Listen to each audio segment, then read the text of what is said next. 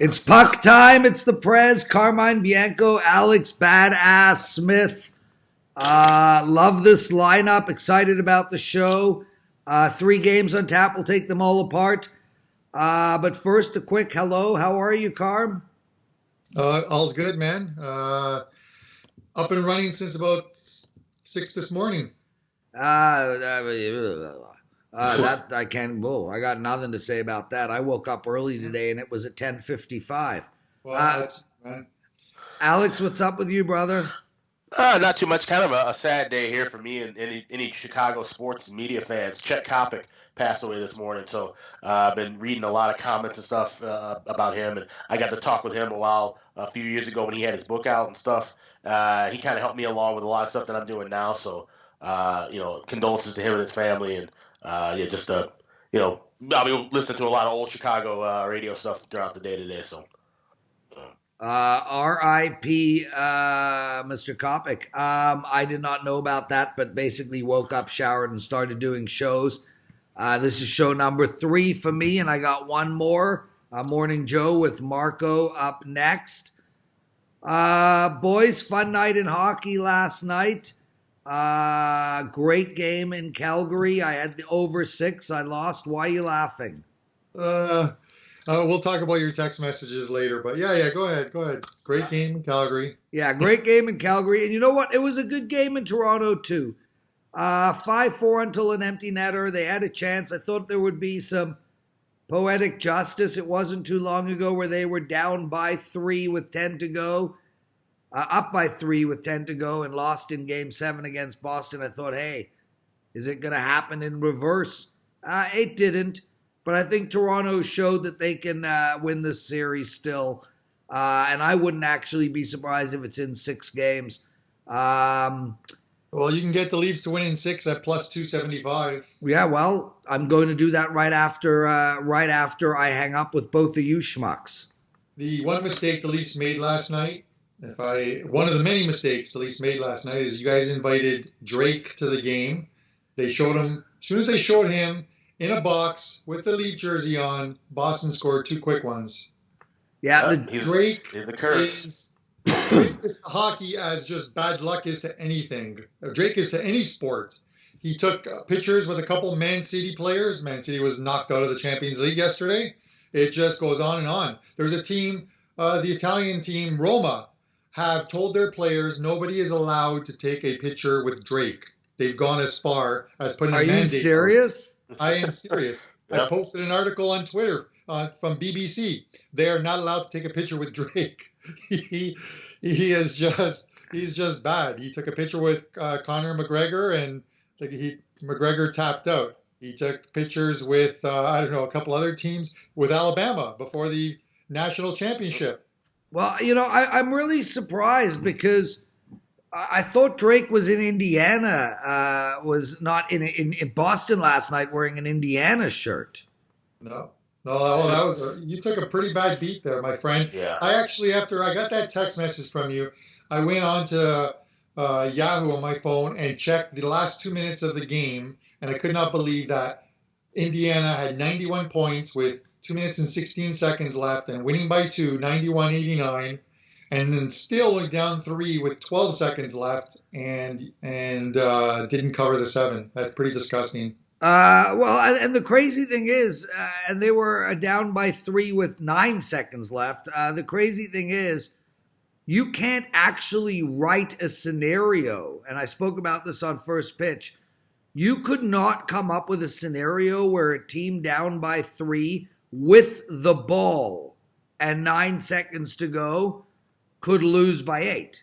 There's no scenario where that could happen unless they inbound the ball badly twice in a row. It was probably one of the worst beats I've ever had in my life, to be honest with you. I was shell-shocked, and it was a 5% play, and, well, I'm still pissed. But I had a winning night last night. I went 4-3. I went 3-2 in hockey. I got to move on. I got a 4-pack tonight going. My baseball has been outstanding, so, that's pretty good. But yeah, man, that Indiana loss, it just, I mean, not only do you have to inbound the ball badly twice, but you actually have to foul a guy in mid-shot. It has to go in, and he has to complete the three-point play in order to get to 8. There's almost the chances of losing that game is less than perfect on the turn and river. Yeah, it's maybe Reggie Miller's back. Who knows? Stealing those inbound passes and putting up threes. But yeah, it's kind of disgusting. Boys, let's get into hockey. 3 games on tap tonight. Alex, I go to you first. Carolina against Washington. Carolina minus 125. The over and under is 6. Interesting number at minus 125 here.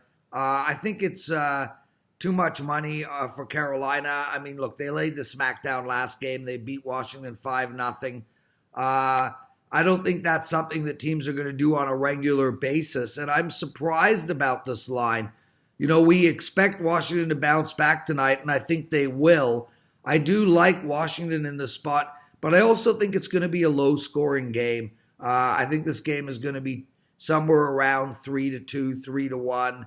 I don't see a lot of scores, and I like the Capitals. Yeah, I mean, it's kind of tough to try and predict a low-scoring game with these two teams the way they played so far. We've seen them play very well offensively. Like the Carolina finally bouncing back, getting a win at home, which I kind of expected that going into the series. So did Carolina, if they're going to win a game, they're going to win at home. But Washington now bouncing back, not only just off a loss, but off of a shutout. They're 3-1 this year, coming off of a shutout. Like I said, I think it's a good price here for Washington. I think Carolina, they got their big win, got to celebrate with their fans. I think we see the Capitals bounce back, and I think they'll be able to wrap this up in the next 2 games. Carm, any quick thoughts on this one? Yeah, I feel the same. I think if the books really thought, that Carolina can make a series of it, especially off a 5-0 win, they wouldn't be 125 tonight. They'd probably be somewhere around $140. They're not. They're obviously giving Washington respect as they should. And as Alex said, they're great off bouncing back off a shutout loss. It's Caps for me tonight. I have no thought on the total whatsoever. He's Carmine. I'm the Prez. Alex, Badass Smith. You can find Carmine and I at WagerTalk.com every day. Alex at Sports Memo. Winnipeg against St. Louis. Carm, you've been preaching St. Louis all the way through. I took Winnipeg. I've been preaching Winnipeg. A very interesting series. Very rare situation where both teams win on the other's ice. We did see it last year in the first 4 games with Columbus and Washington, but it does not happen often. You got Winnipeg coming home at minus 125. You can be rest assured Craig Berube is all over St. Louis. I think we're going to get St. Louis's best game of the season tonight, and I still don't think it'll be good enough. I like Winnipeg here, and I like the under a little bit, but I like Winnipeg more. Carm? Yeah, I think it's Blues for me tonight. I'm of the thought here, and I'm going to get into some other correct series prices in a second, but I'm of the thought here that St. Louis knows that they can go into Winnipeg and win. They did in the first 2 games. They return home. If they were to drop the game tonight, they've got the game 6 at home to send it back to Winnipeg for game 7. It's wide open. I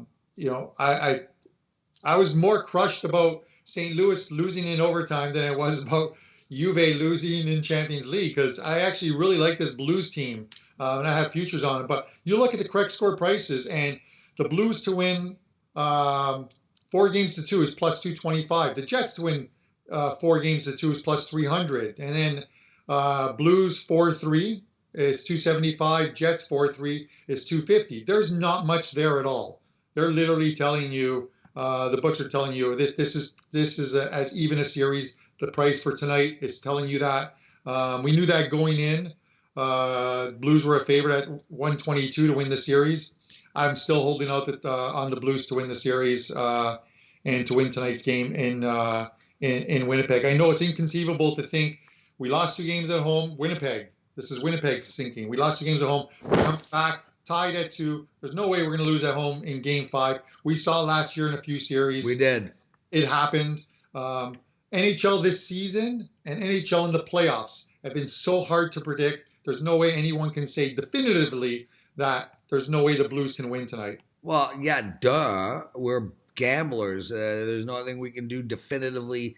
I mean, you can't even say definitively that a team down by 3 with the ball with 9 seconds to go won't definitively cover 7.5. But let's talk about last night for a second. Alex, the score is 2-1 Bruins. I get a text from the Prez. I am at Weg's Sports Bar in north of Toronto. It's 600 people in there, all with Leaf jerseys or these Leaf flags that they handed out. I am the only guy in there cheering for the Bruins. I released the Bruins last night as a WagerTalk play, and I troll all of Lawrence and his friends on WhatsApp and Facebook with these posts about the Leafs because I'm not a Leaf fan. It's driving us nuts. I'm literally going to have to eat my shoe if the Leafs won the cup this year. Not going to happen. But he literally says, I'm going to win my Leafs bet. I'm going to win my over bet. And I said, well, you're going to win your over, but it's going to finish like 5-2 Bruins. And he goes, that's not a good score. Yeah, I never said I was going to win my Leaf bet. Alex, what are you thinking about this Winnipeg St. Louis game? I mean, I've been really high on this Blues team as well. Like I said, with Jordan Bennington playing well in that. But like I said, we've got this weird dichotomy now where it's been the road team winning 4 straight, but Winnipeg has played very well against St. Louis at home, and it's just overall as well. So it's just a tough spot here. I like the under. I mean, we've been seeing outside of what we saw in Game 3. We've seen these games be just super close, super tight. I think we're going to see that the rest of this series. So I'm looking at the under here. That's the only play I look here. It's sidewise. Like I said, I'm leaning with Blues, but it's just been really tough. Like I said, it depends on which Hellebuck and which Bennington we see in that tonight. Boys, tomorrow I won't be on PuckTime. Alex, you're not available, I don't think. Carm, you're going to host the show with Andrew. Make sure you get the login info to our YouTube channel so you can upload the show. That's kind of important. Will do. But thanks. I've already got it. Thanks for hosting tomorrow, brother. San Jose minus 120. A lot of people think they're done. It's 3-1 for Vegas. The over and under here is 6. It's the first 6 we've seen in the series. I don't think San Jose is done. I think we're going to get a great effort out of San Jose tonight. I'm blown away by how bad Erik Karlsson has been playing this series. Just bonehead mistake after mistake. He looks slow. He's struggling to pass the puck. It's really quite amazing, but it shows you how great Burns is. I mean, that guy is just a beast. San Jose minus 120, over and under 6. I'll just get to the bottom line. I like San Jose here, and I like over the total. I think we're going to get at least 4 goals out of San Jose tonight. Alex? Oh, yeah. You're throwing it to here, so yeah. All good. I think Vegas wraps this up, and this is something that I looked at. We saw this cash with the Columbus Tampa game. It fell short in the Pittsburgh New York Islanders game, but the third period over 1.5. You got to lay a little bit of juice here with minus 180, minus 190. If it's close, Vegas has the lead. We're going to see San Jose pull their goalie. We might get 2-3 empty net goal chances on top of the fact that we might just see some goals early in the third period. So I think that's just a good bet to have when you have an elimination setup like this. So I think Vegas wraps this series up, and I like the first period or the third period over 1.5. I love that bet, Alex. Great to point that out. Carm, you with him or me? Vegas or San Jose? I don't know, it's tough. Actually, I want to get to something before this. Alex had someone message him or tweet to him on Twitter about the fact that they're on San Jose, and is there any way of getting out of that bet right now? Because it looks like Vegas is going to clinch this. And like I looked at the odds, and I don't see anything that includes tonight's game. Now, if you sort of wait it out and hope that Vegas wins tonight, there's the option of Vegas in 6 games. You mean San Jose wins tonight? Yeah, if San Jose wins tonight, you can take Vegas in 6 games is 2-1, and Vegas in 7 games is 6-1. But of course, those odds are going to change after tonight's game as well too. But literally, those are your only ways to go to get out of a series price. You can't take Vegas tonight to win, even though they're even money to get you out because San Jose wins, and now you're stuck 2 units instead of 1, right? So it's a little tough. I think a high-scoring game. I think we're going to see some goals tonight. The Sharks without Thornton looked just terrible. What was the final score? Was it 5-0? Which is really amazing because Thornton looks terrible. Yeah, well, we got to get rid of this whole beard thing. I just don't know. Like it started back in the day with playoff beards. I understood it, and then we had like Duck Dynasty or whatever the hell it was, and now everyone has got a damn beard. It's overkill. I agree with you. It's kind of like the goatee. I mean, I had the goatee, and every once in a while I will grow it back and stuff like that. But the beard has got to go. I don't know, man. What's wrong with the goatee? There's nothing wrong with it. But I'm just saying, there was a time where you don't have a goatee, Alex. I don't have a goatee. Yeah, you see, a goatee actually comes around the lip. I don't know what you call what you have. Maybe a half goatee. Without a mustache. I mean, sometimes I'll rock the mustache and connect it, but mostly I just kind of keep it on the chin. Well, I guess it's like, maybe it's a half goatee, kind of like in wrestling, you got the full Nelson and the half Nelson, right? So I guess, yeah.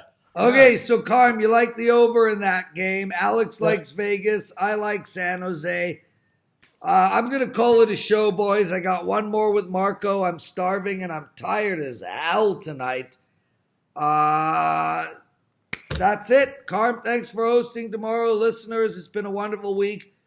To my Jewish brethren, Passover tomorrow. It's why I'm not going to be on the show. I'm actually hosting Passover. I've got a ton to do tomorrow to get ready. Have a great Seder. Enjoy the hockey tonight. And we'll speak to you both next week. Prez, out. Good luck, boys. Okay, later, boys. All right, see you guys.